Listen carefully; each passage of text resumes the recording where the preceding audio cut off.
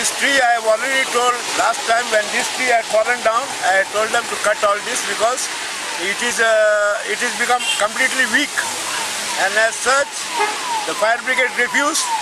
Mr. Arthur, the president of the municipality, said he would do something, but he has not done anything.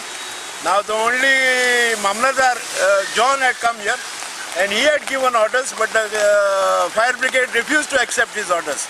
Now this is a calamity. 3 people were inside the car, 1 boy and 2 girls, who are incidentally my neighbors. I took them out and their lives have been saved miraculously.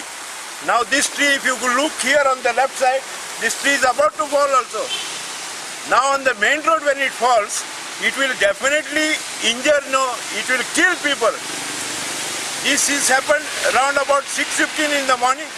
It was a miracle that no vehicle, much vehicles were going on that road, which is an isolated road going to the Mount Hill.